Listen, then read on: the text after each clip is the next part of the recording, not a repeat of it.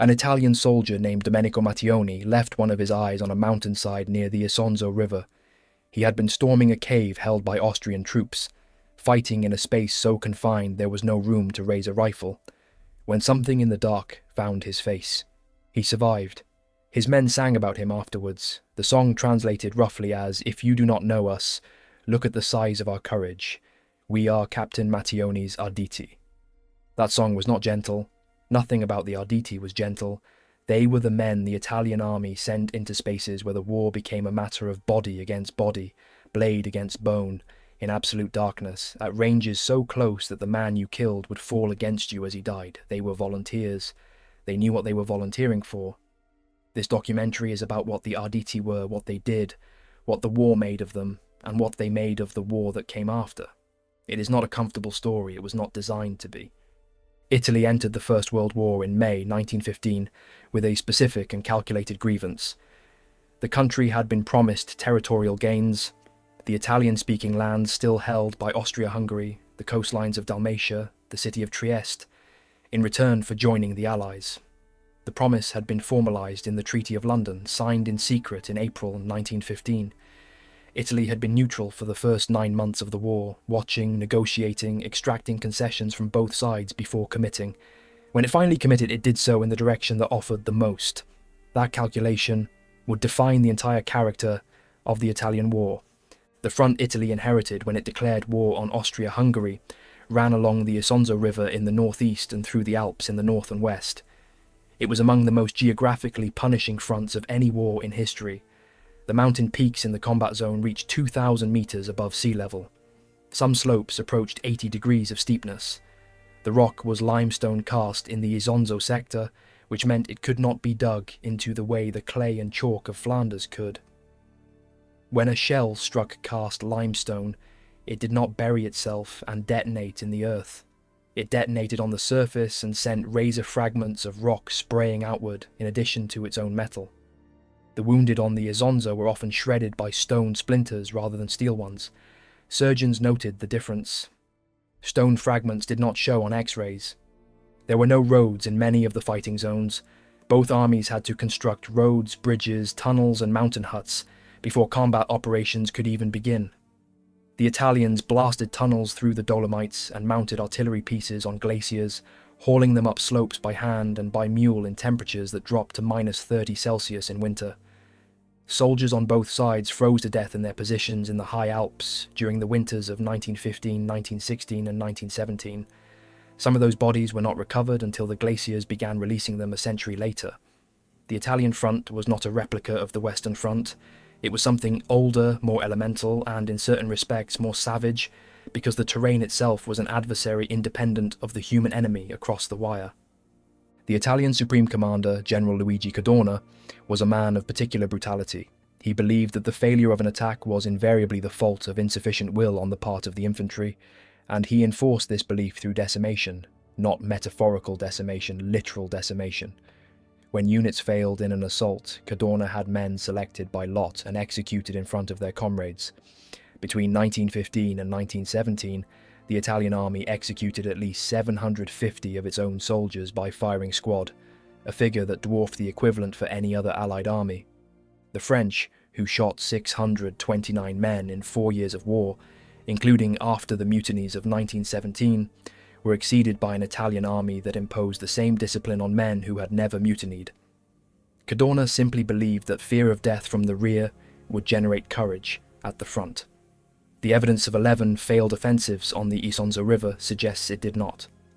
Those 11 battles on the Isonzo River between June 1915 and September 1917 are worth sitting with as a fact. 11 major offensive operations on the same river. The Isonzo was roughly 60 kilometers long at its most contested section. Italian troops attacked across it or along it 11 times, gaining roughly 12 kilometers of ground in total over more than 2 years of continuous fighting. They gained this ground at a cost of approximately 300,000 dead and 600,000 wounded. The Austro-Hungarian forces defending the Isonzo suffered comparable casualties. All of this destruction, all of this organised national violence, was spent on 12 kilometers of cast limestone and mountain slope in northeastern Italy. That figure deserves to sit with you for a moment. Not 12 kilometers of productive farmland or strategic industrial territory, 12 kilometers of rock. It was from this landscape, this specific combination of tactical stalemate, geological punishment, brutal command, and operational failure that the Arditi emerged. They were not invented by a theorist at a headquarters. They were developed on the ground by junior officers who understood from direct experience what the war on the Isonzo required. The idea that would become the Arditi grew from the same recognition that was producing the French nettoyeurs de tranchées on the Western Front and the German Sturmtruppen in the Vosges Mountains. Conventional infantry attacks across open ground toward defended positions produced predictable results. The attack died on the wire or in the open. What was needed instead was something different. Men who moved differently, fought differently, and were equipped for something other than the formal wave assault. The precursors of the Arditi included the so-called Compagnie de la Mort, the companies of death. These were special patrols of infantry and engineers whose specific function was to approach enemy wire under fire and blast or cut lanes through it before the main assault. They wore armour, actual metal body armour, of the kind that had not been standard military equipment for 3 centuries, and Farina steel helmets designed specifically for their role. They moved in small groups at night, doing dangerous work for which ordinary infantry were neither equipped nor trained. They did not assault enemy trenches, they made assault possible. The Arditi proper would go further, much further. The officer most responsible for translating the loose idea of assault units into formal military reality was Colonel Giuseppe Bassi. In the spring of 1917, Bassi commanded an infantry battalion of the Italian Second Army and had already developed an experimental Bersaglieri assault company within his command. The Bersaglieri were the Italian light infantry, a corps distinguished by their feathered hats and their speed. They traditionally ran rather than marched, and their reputation for aggression. Bassi's experimental company took this aggression and stripped it of everything that slowed it down. No long rifles, no full kit. No participation in the ordinary rotation of trench duty that consumed most of a soldier's time. Just intensive training in the specific skills that trench assault required, followed by the assault itself, followed by rest. General Francesco Saverio Grazioli, who commanded the 48th Division and would become one of the principal architects of Arditi doctrine, saw what Bassi was developing and brought it to the attention of General Luigi Capello, the Second Army's commander. Capello had been watching the German Sturmtruppen with professional interest and recognized the same potential in Bassi's experiment. He authorized Grazioli to create 2 full assault companies from infantry volunteers to complement the Bersaglieri company. On July 29, 1917, in the presence of General Cadorna himself and King Vittorio Emanuele III, the 3 companies were formally constituted as the 1st Battaglione d'Assalto, the 1st Assault Battalion. The Arditi, as a formal military institution, had been born. They had been born into a war that had already killed 300,000 Italian soldiers. The training school was established at Strica di Manzano, a small town near Udine in the Friuli region of northeastern Italy, close enough to the Isonzo front that the sound of artillery was audible from the training grounds. Strica was not a comfortable posting. It was deliberately designed not to be. The training program had been thought through by men who understood that the gap between training and combat needed to be as narrow as possible, and that narrowing this gap required exposing men to genuine danger during preparation, rather than simulated danger. Recruits trained in hand-to-hand combat both with and without weapons. They practiced grenade handling, not with dummy grenades but with live ones.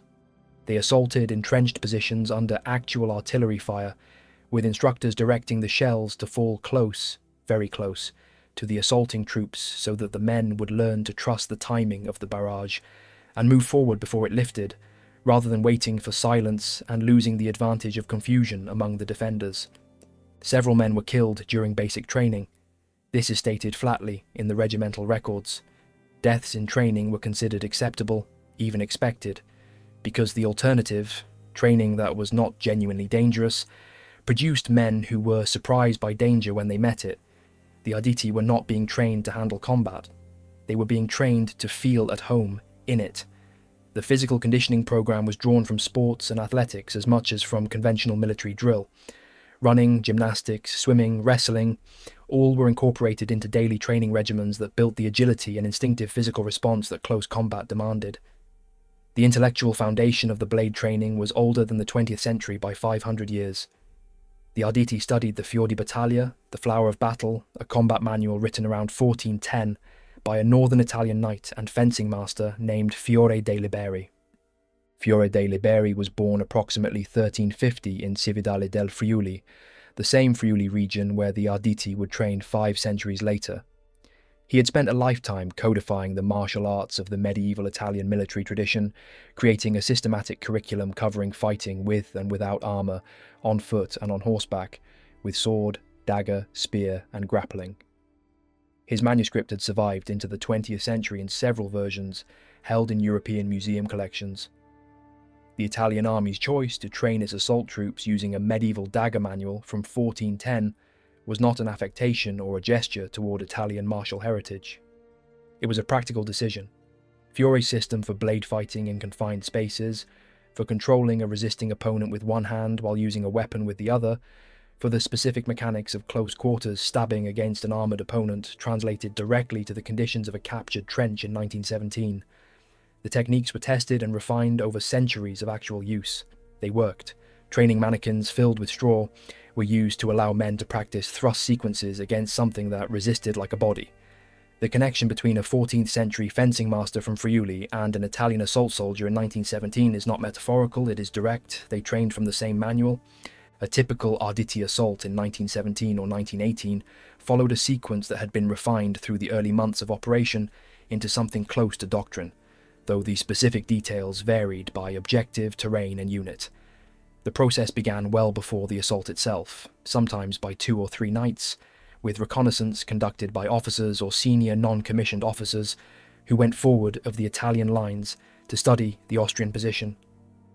They were looking for the layout of the forward trenches, the positions of listening posts pushed out into the open ground between the lines, the timing and pattern of Austrian illumination flares, and the location of any wire obstacles that needed to be dealt with before the assault could approach the position. On the Isonzo front and in the mountain sectors, this reconnaissance was more complex than on the flat ground of Flanders. The terrain itself could conceal or expose an approaching patrol in ways that mud and shell craters alone could not predict. A karst outcropping that provided cover from one direction left a man completely exposed from another. The reconnaissance had to account for the 3-dimensional character of mountain terrain in a way that the largely 2-dimensional trench systems of the Western Front did not require. Wire-cutting parties went out the night before the main assault, sometimes 2 nights before, to create lanes through the Austrian entanglements. This work was among the most dangerous on the Italian front. Austrian sentries on the mountain positions often had clear sight lines across open slopes that offered no cover, and the sound of cutting wire in the cold alpine air carried farther than it did in the relatively damp conditions of the Flemish lowlands. A flare going up could illuminate a wire-cutting party so completely that the sentries had no difficulty engaging them. The lanes were marked, sometimes with tape, sometimes with small cairns of rock that the assault party would follow in darkness, sometimes simply memorized by the men who had cut them and who would lead the assault in. On the night of the operation, the assault party assembled in the forward positions after dark. The preparation ritual was consistent. Identity tags were removed and left behind. Personal letters, photographs, notebooks, anything that could identify the individual to an Austrian officer examining a captured or killed raider, were left in a pile at the assembly point. Bayonet scabbards were removed because the rattle of a scabbard on a rock face in the dark was audible at 20 meters. Faces were sometimes blackened with burnt cork, though this practice was less universal among the Arditi than among the French raiders, partly because the terrain conditions on the Italian front made blackened faces useful primarily during the approach across flat ground, rather than during the vertical or near-vertical climbs that characterized mountain approaches. Each man carried what his specific role required. The point man carried his dagger and his grenades, and the specific knowledge of where the approach lanes were. Behind him came the assault element, each man carrying the specific weapons that his section's function demanded: dagger and grenades for the direct assault teams, Villar Perosa machine pistols for the fire support teams that would lay suppressing fire into adjacent bays, while the assault teams moved through, flamethrower sections for the bunker clearing role. At the rear came the men whose job was prisoner capture, Bringing back a living Austrian officer who could be interrogated about unit dispositions, forthcoming attacks, or the positions of artillery observation posts was a primary intelligence objective of almost every raid. What happened when the Arditi reached the Austrian position is the part of the story that the official records describe in the flattest possible language, because the flattest possible language is the only kind that fits. The assault team entered the trench, they moved through it, they cleared it. Each of those three verbs contains a violence that the verb itself refuses to acknowledge. Austrian front line, trenches on the Isonzo and in the mountain sectors were laid out in bays, sections of trench separated by traverse buttresses, offset angles in the line designed to prevent a single grenade or machine gun burst from killing every man in a long, straight run. Moving through this system in the dark required a method, and the Arditi had refined one. The lead man reached the edge of a bay and released a grenade around the traverse into the next section. The second man positioned behind him counted the seconds, one, sometimes two, depending on the specific grenade model and its fuse length, and then rushed around the traverse immediately after the detonation into the concussive disorientation of the survivors. The survivors, if there were any, were dealt with by blade or by the butt of the carbine before they could recover enough to resist. Then, the next bay, grenade, rush, blade, next bay. Dugouts, the roofed shelters cut into the trench walls where Austrian troops slept in rotation, were handled differently from open trench bays. A raider approached the entrance, pulled the pin on a grenade, counted a deliberate second or second and a half to reduce the window for the men inside to throw it back out, and rolled it into the interior. Then he moved on to the next objective. The men sleeping in that dugout were not offered the opportunity to surrender. They were killed where they lay, because the alternative, a firefight in an enclosed space that would wake the entire sector and draw reinforcements from the support trench within minutes, would trap the assault team inside Austrian lines, with the exits closing. Every additional moment spent inside the Austrian position was a moment in which the clock ran down on the mission. The assault team was acutely aware of this clock. It governed every decision from the moment the first Austrian sentry was dealt with. When a prisoner was taken, and taking a prisoner was usually one of the stated objectives of an assault, the handling was efficient and not gentle. The prisoner's hands were bound with whatever was available, wire or cord or torn cloth. He was gagged, he was moved. If he struggled, he was struck. The objective was to bring him back alive and coherent enough to answer questions, but not at the cost of the mission or the lives of the men carrying him. A prisoner who could not be moved quietly and quickly enough was, in some documented cases, killed on the spot. The regimental records do not dwell on this. It happened. The withdrawal across no man's land was the moment of maximum danger. By the time the assault team began pulling back, the Austrian position knew it had been hit. The grenade detonations, the absence of the forward sentries, the sounds of men dying in confined spaces. Flares were going up in rapid succession. Machine guns were sweeping. The wire lanes that had been cut the night before were the only safe paths back. But in the changed light conditions, with men moving fast under fire, the marked lanes were easy to miss. Men were wounded in the withdrawal. Some were killed. Some were left where they fell. The assault team that returned to Italian lines was not always the same size as the one that had left. Individual equipment of an Ardito reflected the same logic as his training. The long Carcano infantry rifle, which was standard issue across the Italian army, was replaced for assault operations with the shorter Carcano carbine. Lighter, less cumbersome in confined spaces, easier to handle when moving fast through a trench system, but the carbine itself was secondary. The primary weapons of the Arditi were the dagger and the hand grenade. Each man carried a dagger with a blade typically between 20 and 30 centimeters long, designed for thrusting between ribs at close range between the bottom of a helmet and the top of a collar, or directly into the face of an opponent. He also carried between 8 and 12 hand grenades, the Basozzi, the SIPE, or the SIPE model, grenades that constituted standard Italian issue in the middle years of the war. 12 grenades was a heavy load. The Arditi carried it because grenades were the primary tool of trench clearance. A man with 12 grenades could suppress, disable and kill at short range without the noise discipline problems that firearms imposed in the early stages of a raid. Beyond the dagger and grenades, the assault battalion was equipped with specialized weapons that the standard infantry did not carry. The Villar Perosa was a twin-barreled machine pistol, chambered for 9mm Glisenti ammunition, a weapon that had originally been intended as an aircraft armament before its potential for infantry close-quarter work was recognized. When used by a trained ardito, called a pistolettiere, who carried the weapon across the assault without setting it on a mount, firing from the hip into trench positions, the Villa Perosa's rate of fire, approximately 1,200 rounds per minute from its twin barrels, was devastating at the ranges that trench fighting involved. The Italian army was distributing the Villa Perosa to assault units in a submachine gun role a full year before the Germans fielded the MP-18, a fact that military historians have noted with some surprise given the general perception of Italian military innovation in the First World War. The Italian assault units had essentially invented the submachine gun concept before anyone else had formalized it.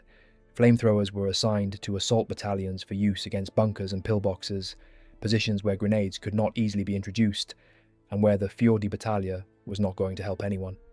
Small caliber infantry cannons that could be carried by the assault teams themselves were used for the same purpose. The full weapons package of an Arditi assault battalion in 1917 combined medieval blade techniques with the most modern portable firepower that Italian industry could produce. This combination was not contradictory, it was deliberate. The dagger and the flamethrower served the same tactical purpose at different ranges. They killed in the confined spaces where the long rifle was useless. The uniform that identified the Arditi as something distinct from ordinary infantry was equally deliberate. The long service greatcoat that restricted movement was replaced with a shorter cyclist's tunic, worn open at the collar.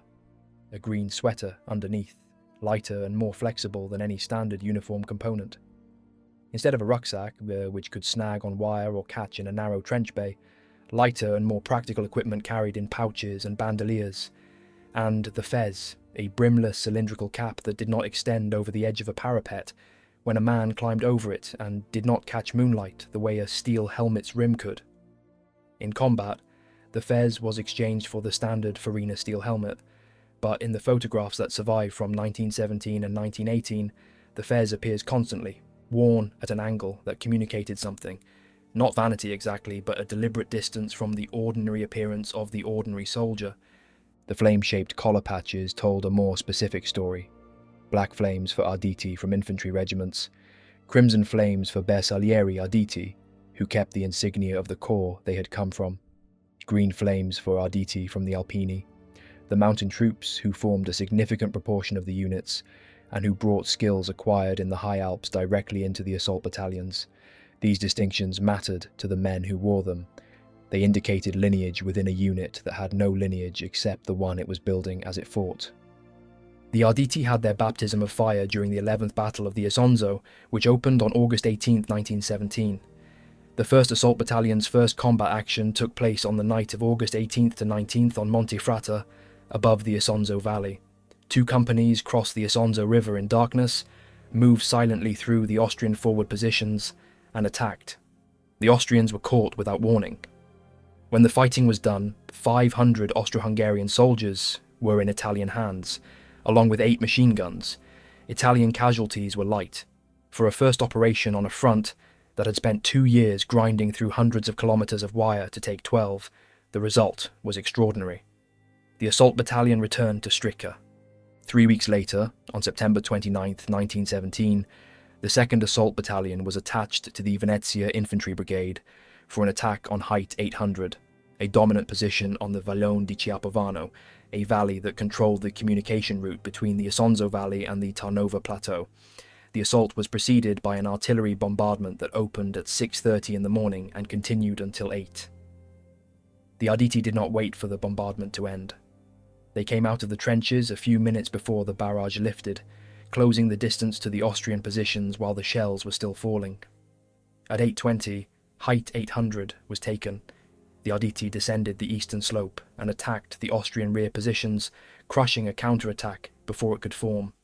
At the end of the battle, 15 machine guns and 1,039 Austro-Hungarian soldiers, including 47 officers, were in Italian hands.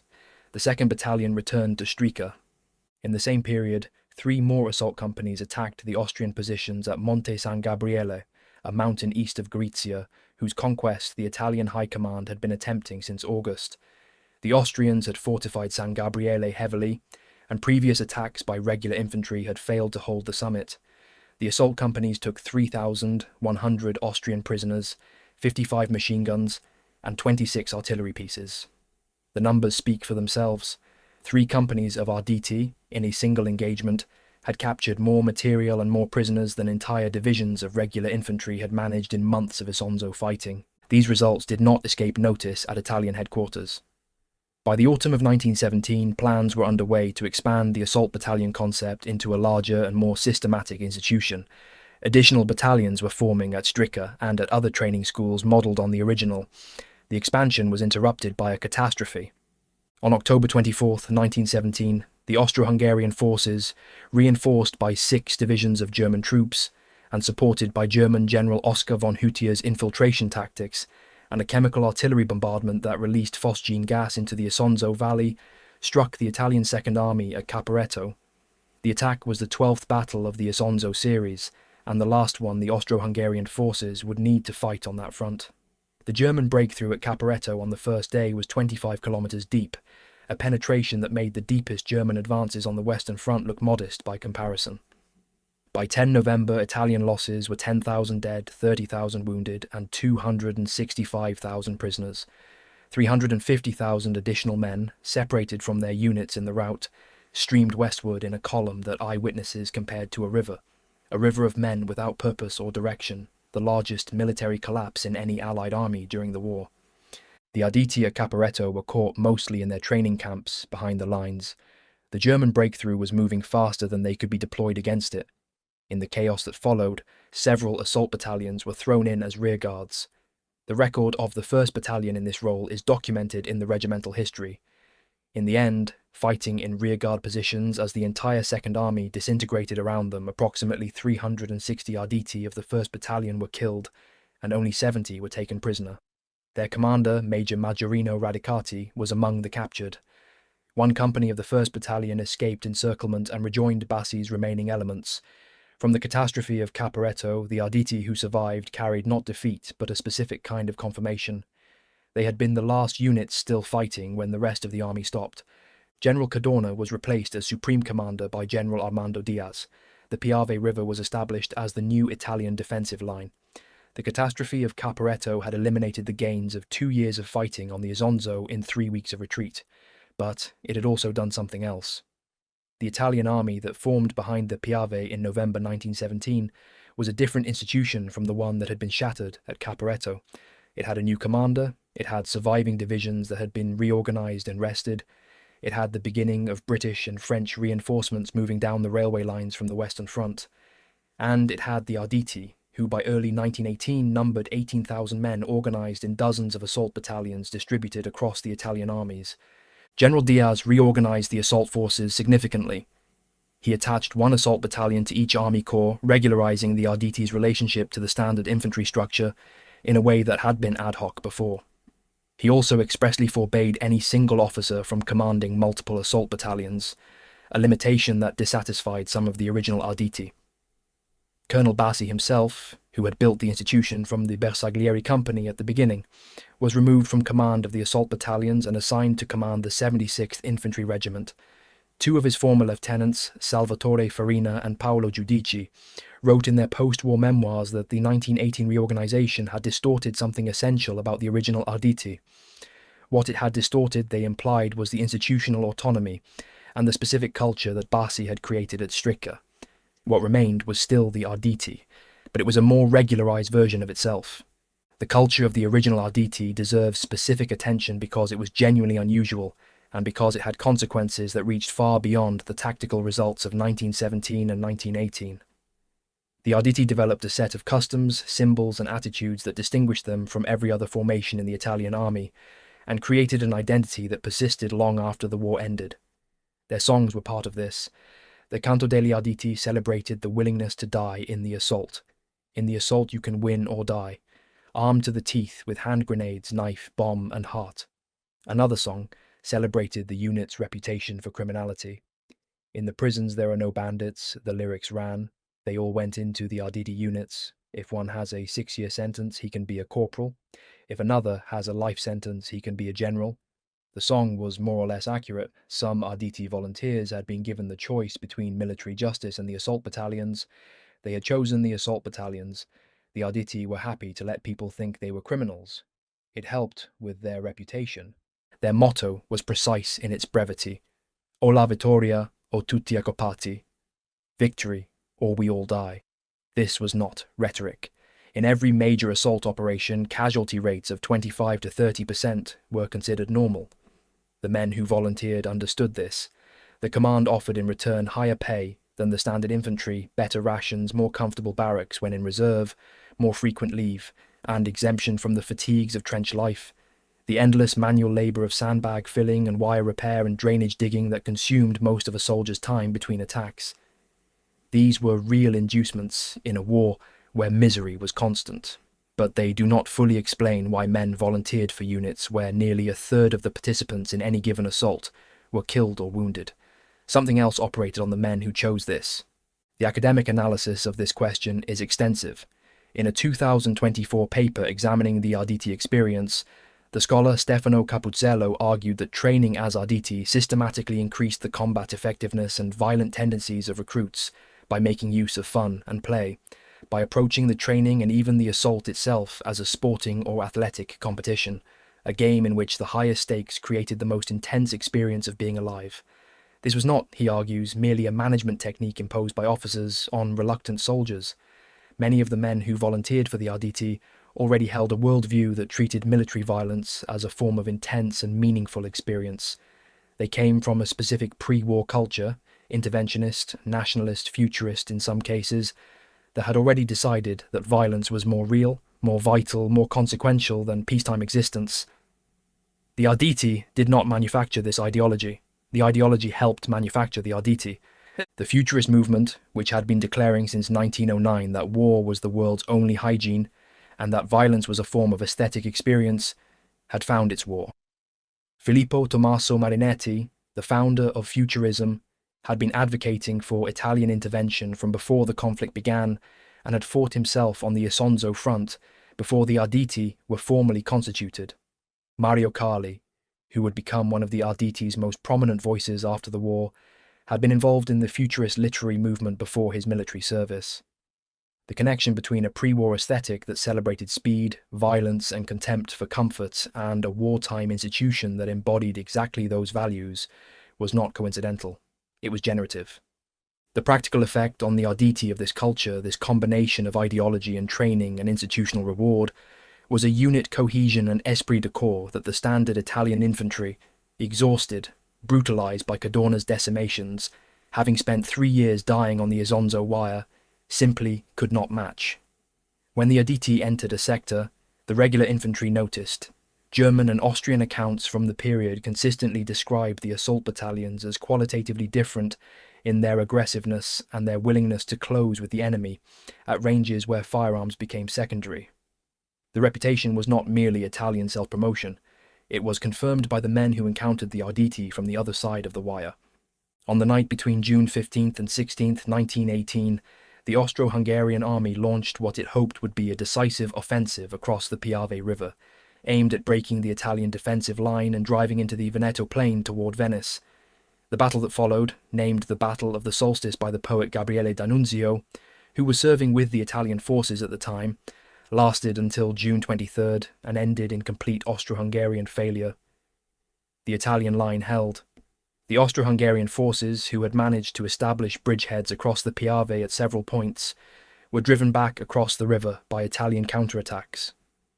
The Arditi were among the units that participated in the counterattacks, moving through the chaotic fighting along the river with the speed and aggression that had been developed at Strica. Among the Arditi units that emerged from the Second Battle of the Piave with the reputation that entered Italian military legend were the Caimani del Piave, the Caimans of the Piave. These were Arditi who had developed specific skills for fighting along and across the Piave River itself, a fast-flowing, icy alpine river whose currents were strong enough to kill an unprepared swimmer in minutes. The Caimans trained to enter the river at night, swim silently to the far bank, and attack Austrian positions with their daggers between their teeth and grenades strapped to their bodies.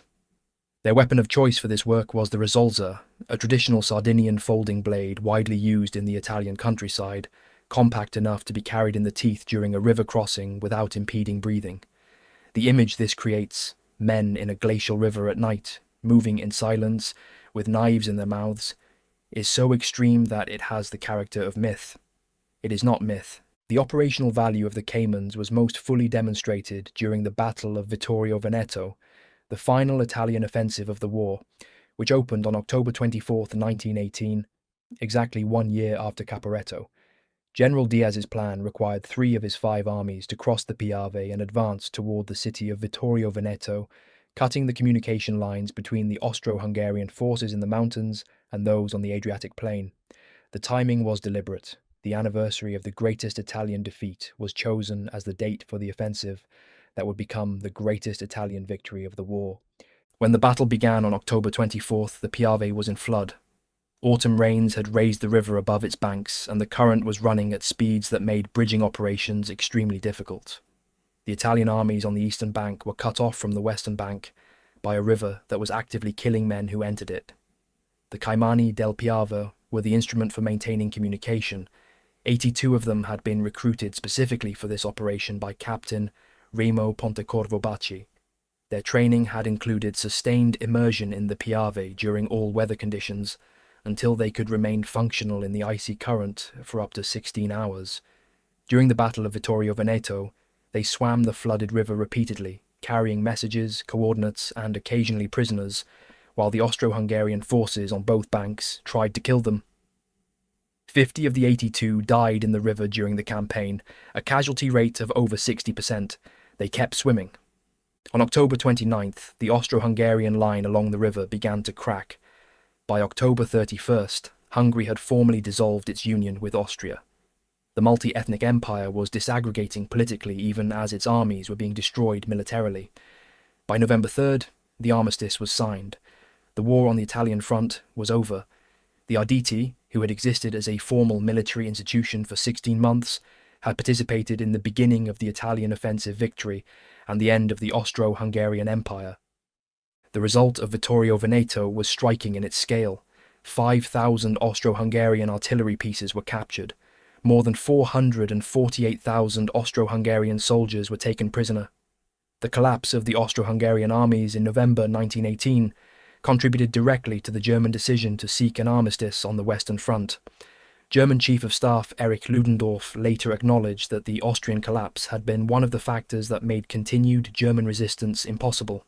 The Italian front, which the Western Allied powers had consistently regarded as a secondary theatre, had helped end the war. The Arditi were demobilized by 1920. The Italian army's high command made this decision quickly, and the reasoning was at least partly political. By 1918, military authorities had already noted with concern the signs of politicization appearing within assault battalion culture.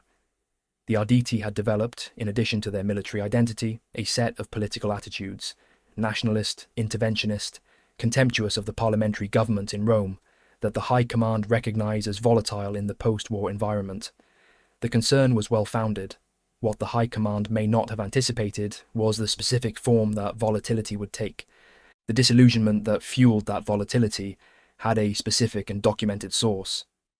At the Paris Peace Conference in 1919, Italy received from the Versailles settlement considerably less than the Treaty of London had promised. Trieste and Trentino were Italian. The South Tyrol was Italian, but Dalmatia, the Adriatic coastline that Italy had been specifically promised in 1915 as the price of its entry into the war, went instead to the new kingdom of Serbs, Croats and Slovenes. Fiume, a city with a majority Italian-speaking population that the Italian delegation had argued for with particular intensity, was left in a contested status that satisfied no one and resolved nothing. The Italian Prime Minister at Versailles, Vittorio Emanuele Orlando, walked out of the conference in protest at one point and returned to Rome to crowds of supporters who shared his fury and his humiliation. D'Annunzio coined the phrase that would define the post-war Italian nationalist mood: Vittoria mutilata, the mutilated victory. For the ordinary Italian soldier who had survived 4 years of fighting on the Isonzo and in the Alps, the mutilated victory had a specific and personal meaning. He had been told that the war was being fought for Italy's redemption, the recovery of the unredeemed Italian lands held by Austria-Hungary, the territories that nationalists had been calling Italia irredenta for 40 years. He had watched his comrades die on the cast limestone to achieve this redemption. He had survived Cadorna's decimations, had perhaps watched a man chosen by lot executed in front of his unit for failing an assault that no unit could have succeeded in. He had reached the armistice alive, and then he had returned home to a country that was simultaneously celebrating victory and explaining to him that the victory was a mutilation and the men who had negotiated it were cowards and traitors. This was not a psychological environment that encouraged the transition to civilian life. It was an environment that maintained the soldier's sense of being at war. The enemy was now in Rome rather than in Vienna, but the fundamental orientation, us against them, forward not back, force not negotiation, was identical. The Arditi veterans moved through this environment with particular intensity because their wartime experience had been more extreme than that of the ordinary infantry. They had not spent 4 years enduring artillery and wire and machine gun fire. They had spent 16 months deliberately choosing the most violent form of the war and developing an identity organised around that choice. When the war ended, the identity did not. In November 1918, at celebrations in Milan marking the end of the war, Benito Mussolini was speaking from a platform to a crowd that included a large contingent of Arditi veterans. According to accounts that circulated widely and were never effectively denied, Mussolini stepped down from the platform at the end of his speech and went to drink with the soldiers. The image, the politician descending to meet the warriors, was deliberate. Mussolini understood what the Arditi represented. He had been advocating for Italian military intervention since 1914, had fought on the Isonzo himself, and had spent the war as editor of Il Popolo d'Italia, a newspaper that had cheered the Arditi's audacity consistently. He had a relationship with this constituency that was not accidental.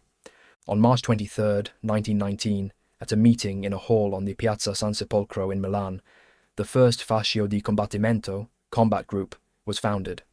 118 men were present. The majority were war veterans. The Arditi were heavily represented.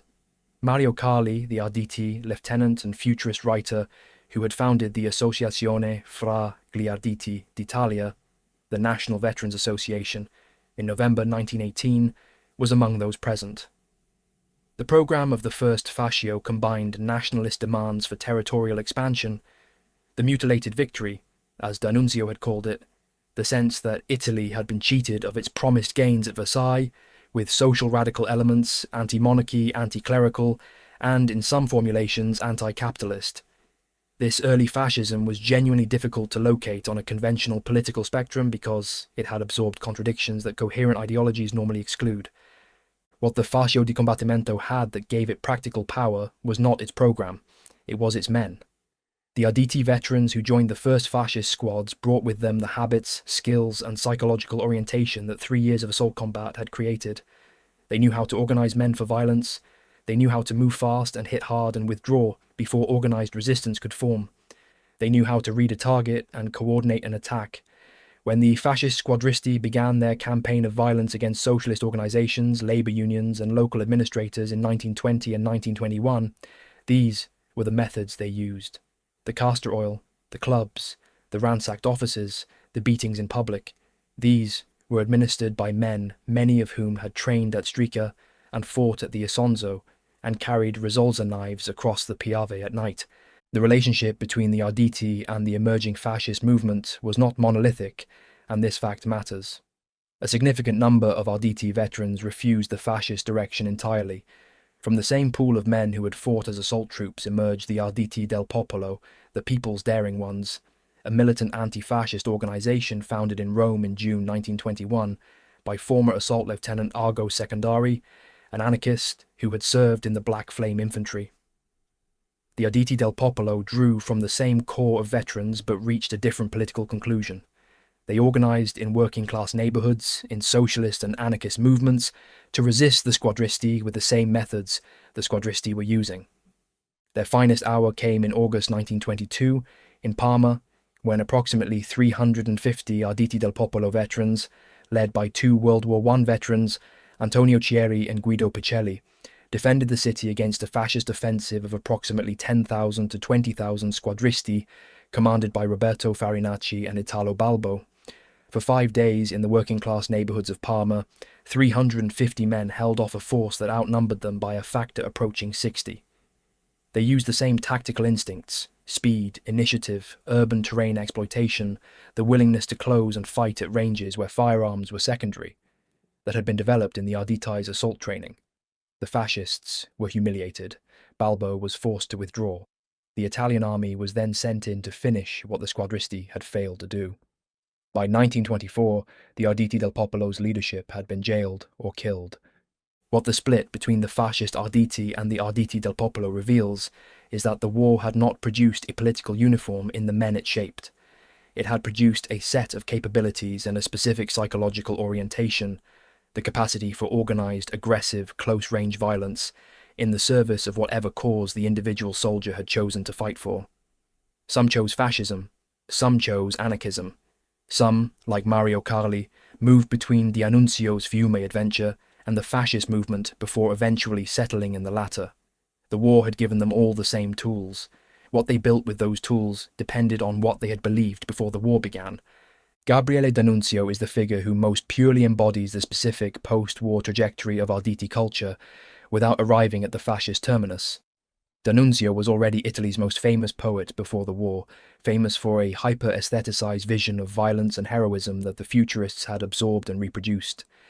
He had served during the war in multiple roles, infantry officer, naval commander, aviator, and had lost an eye in 1916 when the aircraft he was flying as a passenger crashed on a reconnaissance mission.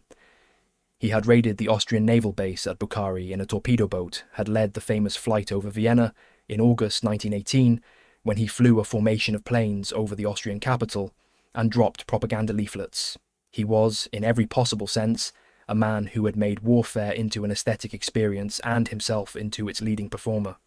In September 1919, D'Annunzio led a force of approximately 2,000 men, predominantly Arditi veterans, the largest single contingent, but also regular army, deserters, nationalists and adventurers, in a march on the Adriatic port city of Fiume, which Italy had been denied at Versailles despite its large Italian-speaking population.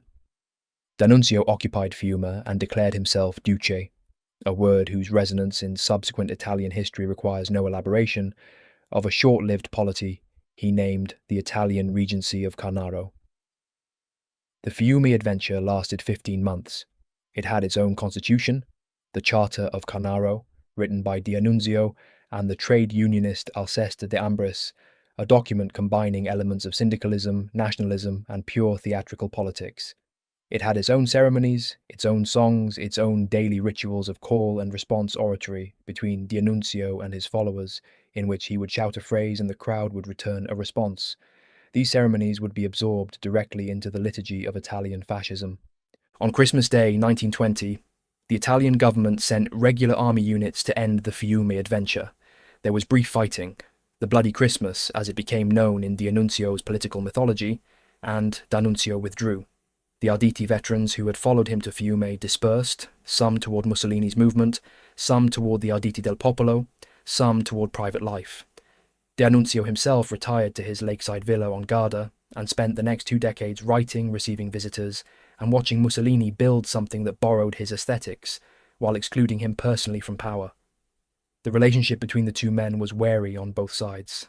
Mussolini needed D'Annunzio's symbolic prestige but feared his capacity to become an alternative centre of nationalist loyalty. D'Annunzio understood this. He remained at Garda. What the Arditi added to Italian political history is not simply the physical force that fueled fascism's rise. That is the crudest version of the story, and in some respects the least accurate. What the Arditi added was a specific model of political identity. The warrior as political actor, the man whose moral authority derived from his willingness to accept death in combat, the veteran who claimed a debt from the civilian society that had sent him to the front and a right to reshape that society in the image of what the front had taught him. This model preceded the Arditi in Italian nationalist thought. They gave it a human form, a proven capacity for violence, and a set of aesthetic practices, the black shirts, the fez, the daggers, the songs, the call and response ceremonies, that Mussolini recognised as politically usable and absorbed accordingly. The black shirt uniform adopted by Mussolini's squadristi was not an invention, it was taken directly from the Arditi. The black tie that distinguished the fascist uniform was the black tie of the assault battalion's dress uniform. The fez that Mussolini wore in early fascist photographs was the Arditi fez. The flame insignia of the fascist militia was the flame insignia of the assault battalions. When Mussolini founded the Federazione Nazionale fra gli Arditi d'Italia in October 1922, 1 week before the march on Rome that brought him to power, he was formally claiming the Arditi's institutional identity and incorporating it into the new fascist state.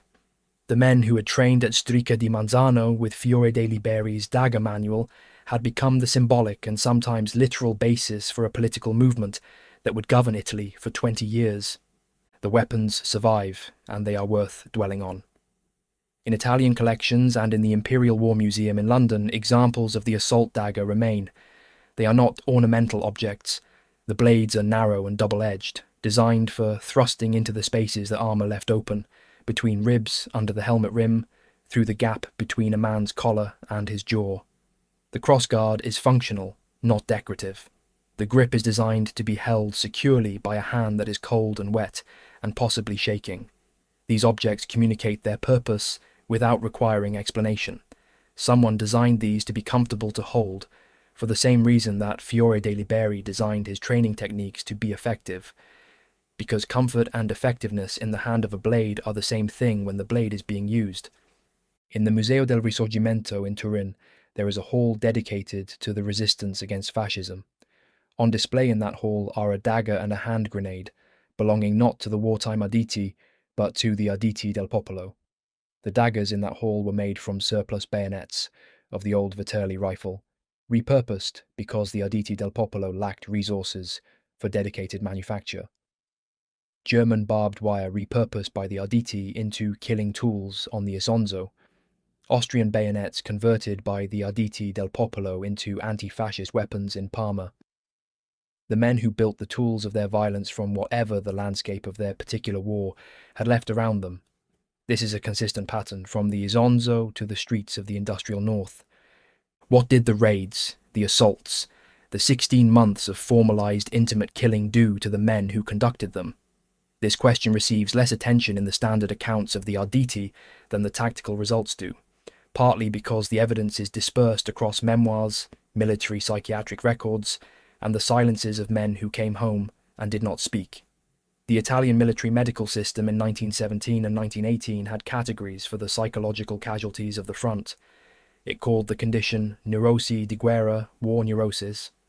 But the specific experience of close-quarter killing produced a psychological signature that was distinct from the shell shock of artillery exposure. The man who killed at 300 meters killed a shape, a movement, a problem that was resolved at a distance sufficient to maintain a degree of abstraction between himself and the death he had caused. The man who killed at 3 feet killed a man.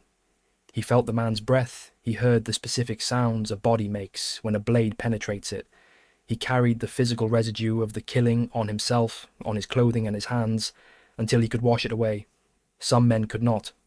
The memoirs of Arditi veterans from the 1920s and 1930s, the period when former soldiers across all armies were producing the literary reckoning with the war that the decade immediately following the armistice had not fully allowed, show a consistent pattern.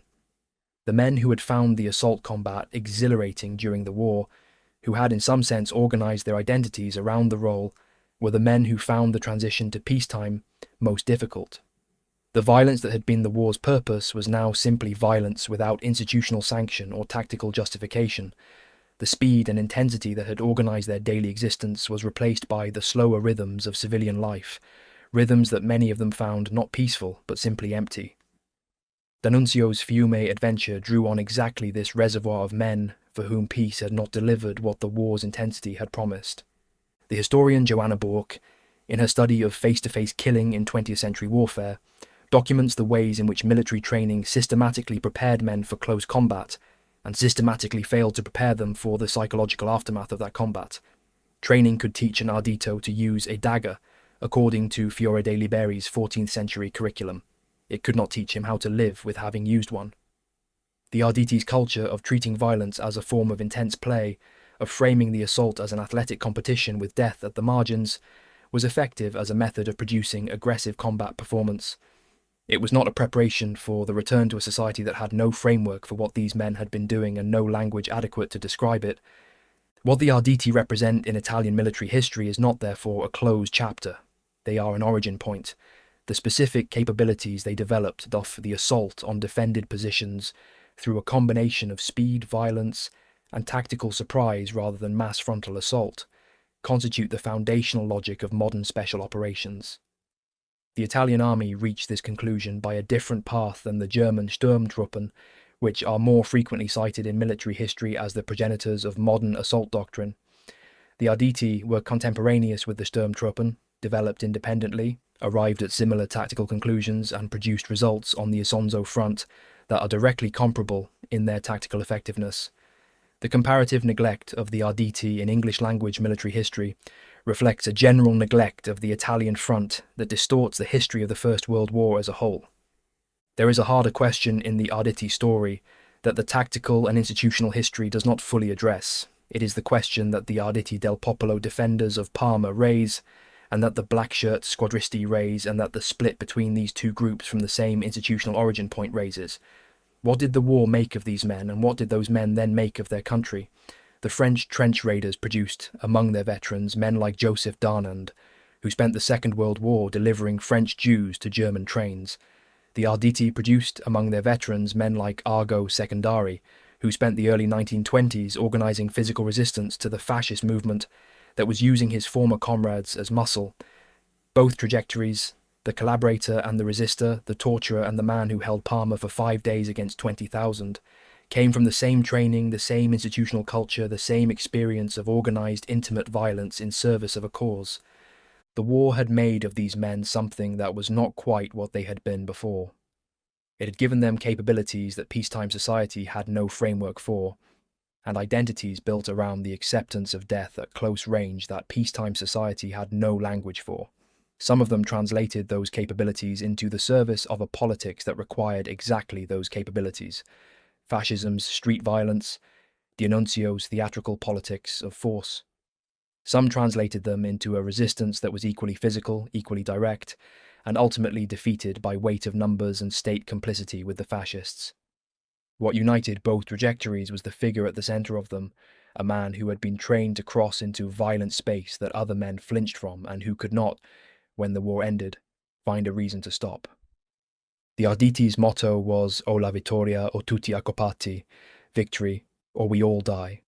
On the Italian front in 1917 and 1918, when they swam the Piave in flood with knives in their teeth, when they stormed the Austrian positions at Montefrata and captured 500 men with light casualties, when they held rearguard lines at Caporetto, while the Second Army dissolved around them, when they trained from a medieval fencing manual in the hills above Udine and learned to use a blade the way Fiore dei Liberi had designed it 5 centuries before, they had been choosing between those two options every night and most days.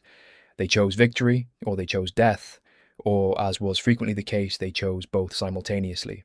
Call them heroes, call them the men who built the machinery of fascism from the inside, call them the 250 men who held Parma against 10,000 and made Italo Balbo retreat, and were destroyed by the state 2 years later. The binary may be simultaneously correct. The men who trained at Strica di Manzano with daggers and grenades and a 14th century manual of blade techniques, who swam a flooded alpine river at night to keep a broken army's communication lines open, who sang that if you did not know them, you should look at the size of their courage. Those men were all of these things, and the impossibility of choosing between them is exactly the right response to what they were.